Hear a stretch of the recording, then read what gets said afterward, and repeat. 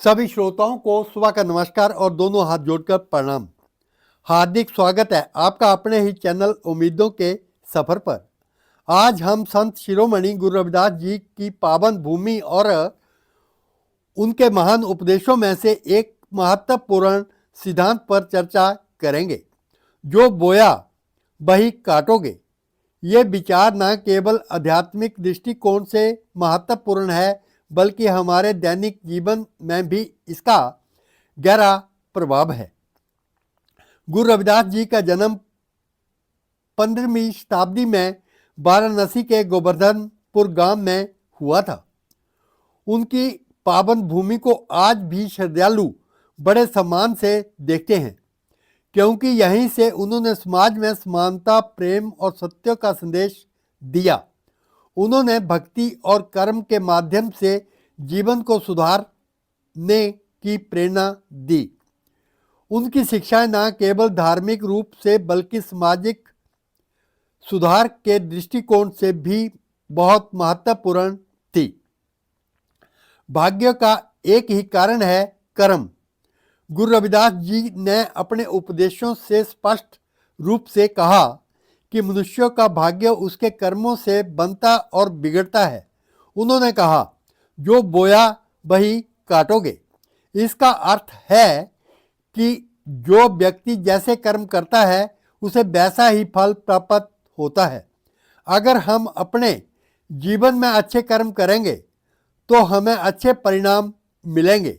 यदि हम बुरे कर्म करेंगे तो हमें उसके दुष्परिणाम झेलने पड़ेंगे।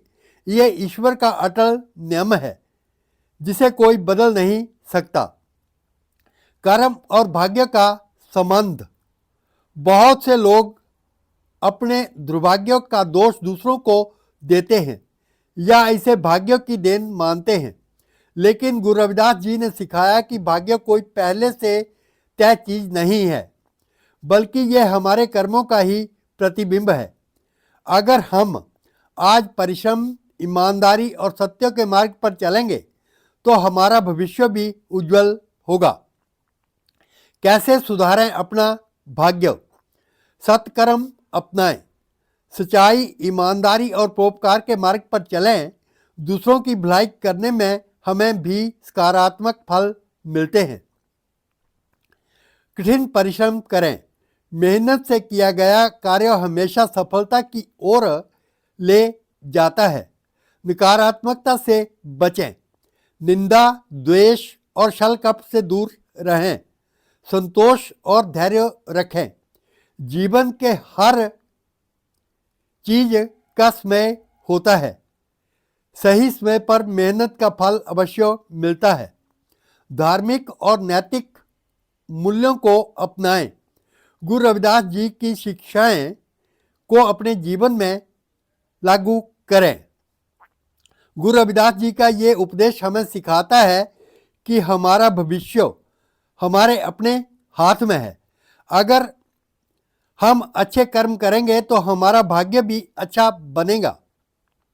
इसलिए किसी भी परेशानी को दोष भाग्य को देने की बजाय हमें अपने कर्मों की ओर ध्यान देना चाहिए। अगर ये वीडियो पसंद आया हो तो इसे लाइक और शेयर करें और हमारे चैनल को सब्सक्राइब करना ना भूलें। कल सुबह फिर आपसे मिलूंगा ऐसे ही प्रेरणादायक वीडियो के साथ। तब तक जय गुरु रविदास जी महाराज।